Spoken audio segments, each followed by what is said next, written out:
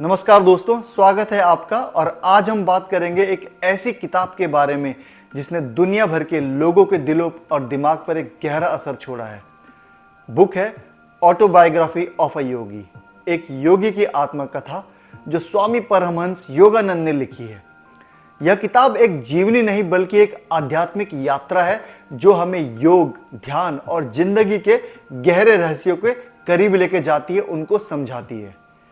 एक ऐसी किताब जिसने टेक जगत के महानायक स्टीव जॉब्स के जीवन पर इतना गहरा असर डाला कि वो इसे अपनी आध्यात्मिक संहिता और अपने जीवन मार्गदर्शक के रूप में देखते हैं। तो चलिए जानते हैं इस किताब के बारे में थोड़ा और जानकारी। ऑटोबायोग्राफी ऑफ अ योगी। तो किताब की शुरुआत करते हैं पृष्ठभूमि और योगानंद जी के बचपन से। तो योगी की आत्मकथा में पहली बार 1986 में यह प्रकाशित हुई।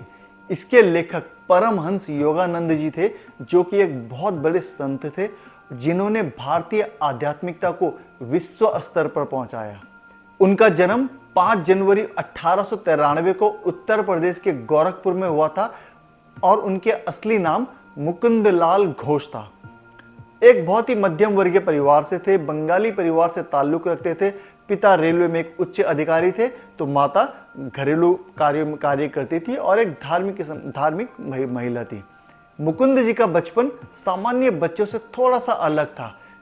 छोटी उम्र से ही उनके मन में आध्यात्म को लेके एक जिज्ञासा पैदा होने लगी थी। वो अपनी किताब में बताते हैं कि घर में होने वाली कैसे वो धार्मिक चर्चाओं में हिस्सा लेते थे, पूजा पाठ में रुचि रखते थे, अपने माता पिता से कंटिन्यूसली धार्मिक चर्चाओं के बारे में बात करते थे, उनसे पूछा करते थे। अलग अलग तरह की प्रार्थनाएं, अलग तरह की पूजाएं जो होती थी उनमें हिस्सा लिया करते थे। उनकी माँ ने उन्हें रामायण और महाभारत की कहानियां सुनाई जिनसे उनके मन में आध्यात्मिकता का भाव पैदा हुआ। एक तरह से ये नींव उनके मन में पड़ी। एक दिलचस्प किस्सा उनके बचपन का है कि जब वे 8 साल के थे तो उन्हें एक दैवीय अनुभव हुआ जिसमें उन्होंने एक योगी की छवि देखी जो बाद में उनके गुरु स्वामी श्री युक्तेश्वर के रूप में उनके सामने आई। तो इस अनुभव से उनके मन में एक विश्वास पैदा हुआ कि उनकी जिंदगी का मकसद कुछ बड़ा है, कुछ और है, आध्यात्म की और है, ना कि एक सामान्य जीवन की तरह। 11 साल की उम्र में ही मुकुंद जी ने अपने घर को छोड़कर हिमालय में साधु संतों के साथ रहने का फैसला किया और वो अपने दोस्तों के साथ इस फैसले को पूर्ण करने के लिए घर से भागने लगे। लेकिन उनके बड़े भाई ने समय रहते उनको पकड़ लिया और यह घटना ये दर्शाती है कि कितनी अर्ली स्टेज में वो आध्यात्म की ओर जुड़ने लग गए थे। मुकुंद के मन में आध्यात्म के प्रति कितना गहरा जुनून था, इसका इसी से भी पता लगा। किताब में वे बताते हैं कि कैसे वो गंगा नदी के किनारे बैठकर ध्यान करते थे, कैसे वो ईश्वर से अपने गुरु से मिलने की प्रार्थना करते थे। इस दौरान उनके परिवार ने भी उनकी आध्यात्मिक रुचि को समझा और उनका समर्थन किया। उनके पिता जो शुरू में उनकी पढ़ाई पर ध्यान नहीं देना चाहते थे, बाद में उनकी आध्यात्म को लेकर जो उनकी रुचि पैदा हुई उन्होंने भी ये स्वीकार कर लिया। मुकुंद ने स्कूल में पढ़ाई के साथ साथ ध्यान और योग का अभ्यास शुरू किया। उनकी यह जिज्ञासा और उनकी यह लगन उनको आगे चलकर एक महान योगी की ओर ले गई और वो एक महान योगी कहलाए। गुरु से अगर मुलाकात की बात करी जाए तो स्वामी जी के जिंदगी का सबसे महत्वपूर्ण क्षण तब आया जब उनकी मुलाकात अपने गुरु स्वामी श्री युक्तेश्वर जी से हुई। यह मुलाकात बनारस में हुई जब योगानंद अभी किशोर अवस्था में थे। गुरु युक्तेश्वर एक विद्वान अनुशासित योगी थे जिन्होंने योगानंद को क्रिया योगा की दीक्षा दी। क्रिया योग एक प्राचीन ध्यान की तकनीक है जो आत्मा को परमात्मा से जोड़ने में मदद करती है। योगानंद जी ने अपनी किताब में बताया है कि जब वे पहली बार अपने गुरु से मिले तो उन्हें ऐसा लगा जैसे वो उन्हें कई जन्मों से जानते हैं, जैसे मानो वो उन्हीं के लिए ही इस दुनिया में आए हैं। युक्तेश्वर जी ने न केवल उनको आध्यात्मिक ज्ञान प्रदान किया बल्कि जीवन में संतुलन, अनुशासन और व्यवहारिकता का महत्व भी सिखाया।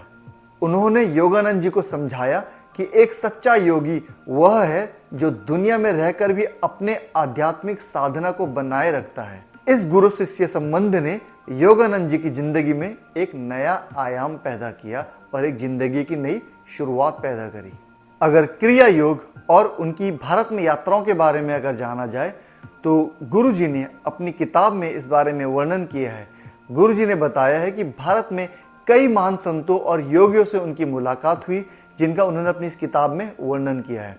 उन्होंने लाहिड़ी महाशय, जो क्रिया योग के जनक थे, और अन्य संतों जैसे आनंदमयी माँ और रमन महर्षि से मिलने की कहानियां साझा करी है। उन्होंने इसके बारे में बताया है।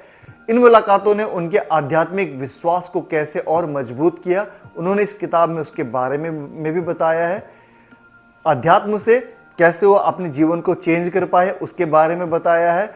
योगानंद जी ने भारत के पवित्र तीर्थ स्थानों जैसे काशी, जगन्नाथपुरी और हिमालय की यात्राएं की हैं, जिसका उन्होंने इस किताब में वर्णन किया है।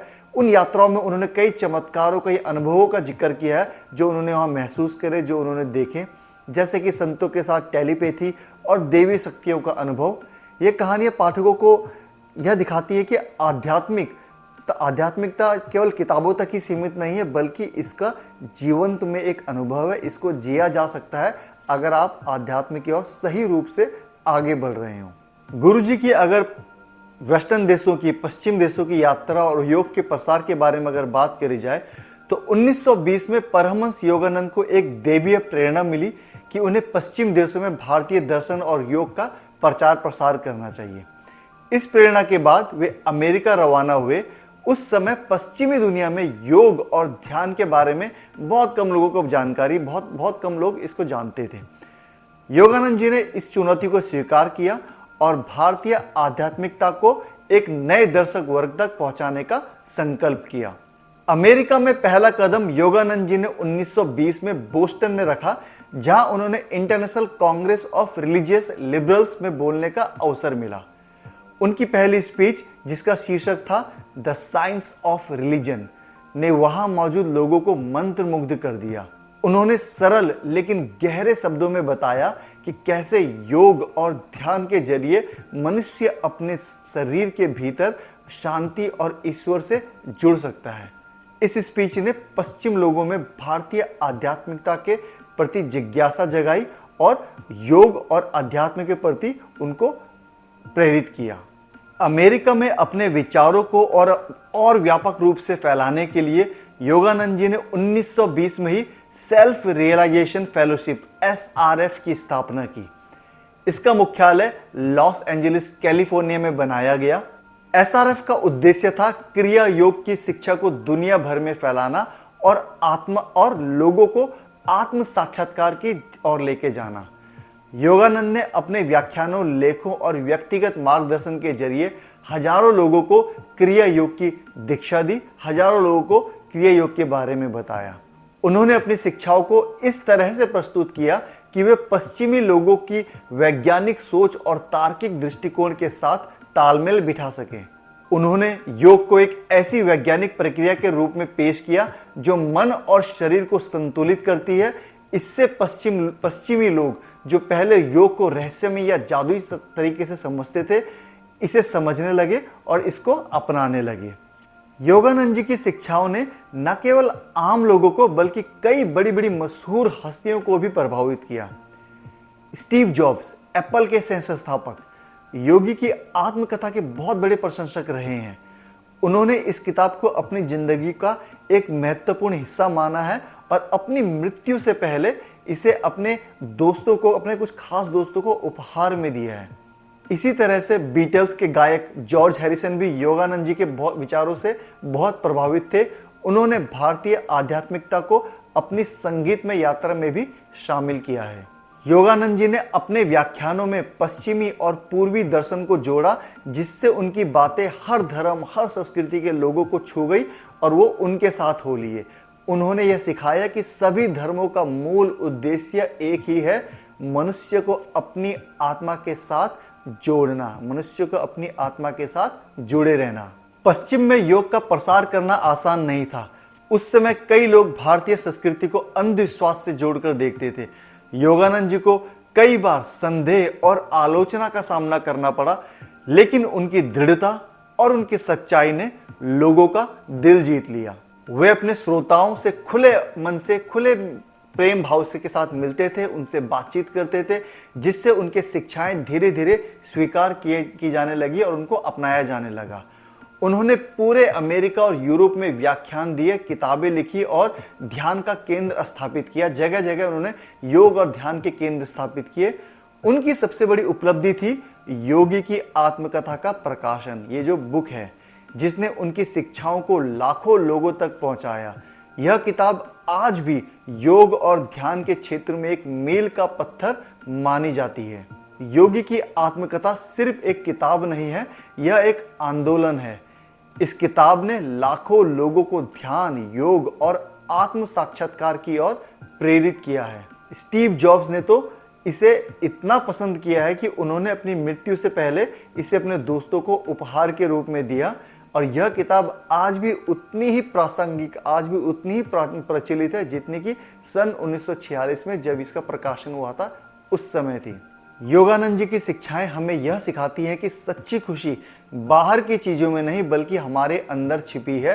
क्रिया योग के जरिए हम मन को शांत कर सकते हैं, मन में शांति पा सकते हैं और जीवन का असली मजा, जीवन का असली मकसद को समझ सकते हैं। तो दोस्तों, योगी की आत्मकथा एक ऐसी किताब है जो न केवल आध्यात्मिकता को दर्शाती है, आध्यात्मिकता की गहराई को दर्शाती है, बल्कि हमें अपने जीवन को एक बेहतर बनाने का रास्ता भी दिखाती है। अगर आपने अभी तक इस किताब को नहीं पढ़ा है तो इसको प्लीज़ ज़रूर पढ़ें। ये ऑनलाइन भी अवेलेबल मिल जाएगी आपको और अमेज़ॉन या डिफरेंट प्लेटफॉर्म से भी आपको मिल सकती है। अगर आपने पढ़ी है तो प्लीज़ मुझे कमेंट्स के जरिए बताएं आपको ये किताब कैसी लगी, और अगर नहीं पढ़ी है, फ्यूचर में पढ़ें, तो तब भी आप मुझे बताएं कि आपको ये किताब कैसी लगी। हरि ओम तत्सत।